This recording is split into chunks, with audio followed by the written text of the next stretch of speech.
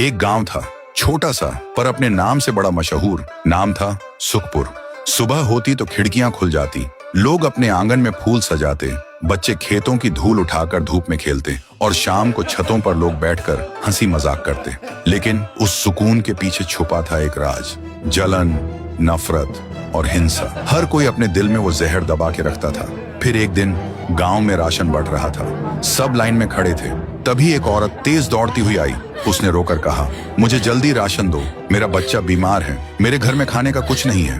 दूसरे लोग भड़क गए और बोला, मेरे बच्चे को भी रोटी चाहिए, उसे स्कूल जाना है। बात बढ़ी, आंखों में शिकायत जल उठी और फिर गालियां शुरू हो गईं। और देखते ही देखते एक छोटी सी बात से गांव के अंदर छुपा जहर बाहर आ गया। लेकिन गांव वालों को क्या पता था, सुखपुर के सुकून को और अंधेरा देने अब लौट आई थी पीहू। गांव के बाहर कुछ कचरे के डिब्बे रखे थे और उन्हीं डिब्बों के पास पीहू रोज बैठ जाती थी खाना मांगने के लिए। लोग आते जाते सोचते कोई अनाथ बेघर बच्ची होगी। एक रात गांव का एक मिस्त्री रात में काम खत्म करके घर लौट रहा था।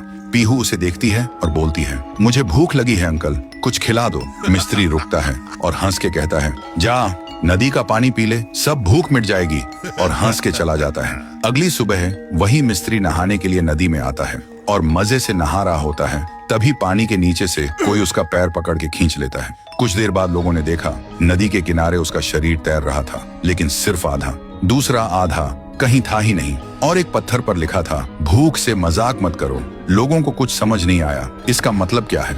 उसी दिन गांव का एक लड़का कचरा फेंकने आया। कचरा फेंक कर पीहू के पास गया और बोला, खाना चाहिए भिखारी, ए ले खाना। फिर उसके सामने पाद के हंसकर वहां से चला गया। पीहू ने कुछ नहीं कहा, सिर्फ देखती रही। फिर रात में उसके घर के अंदर से चीखने की आवाज आई। लोग दौड़ कर गए तो देखा वो लड़का जिंदा था, पर उसका सर था ही नहीं। उसका शरीर हिल रहा था और गले से आवाज निकल रही थी, मुझे भूख लगी है, मुझे खाना चाहिए। डॉक्टर बोलता है, इसके ना सर है, न गले के अंदर हड्डी और न जुबान। फिर भी आवाज आ रही है जैसे इसका आत्मा बोल रहा हो। सुबह गांव के लोग इकट्ठे हो जाते हैं। सब बोलते, जब से हम सब ने लड़ाई, नफरत और हिंसा शुरू की है, तब से कुछ न कुछ बुरा हो रहा है। लेकिन कुछ लोग कहते हैं, नहीं, लगता है किसी ने हमारे गांव को श्राप दिया है, हमें शांति के लिए यज्ञ करना होगा, तभी सब ठीक होगा। फिर रात में एक बड़ा पंडित बुलाया गया। पूरा गांव जमा हुआ था। पंडित ने यज्ञ शुरू किया, लेकिन जैसे ही पंडित ने पहली आहुति दी, आग से एक लाल ज्वाला उठी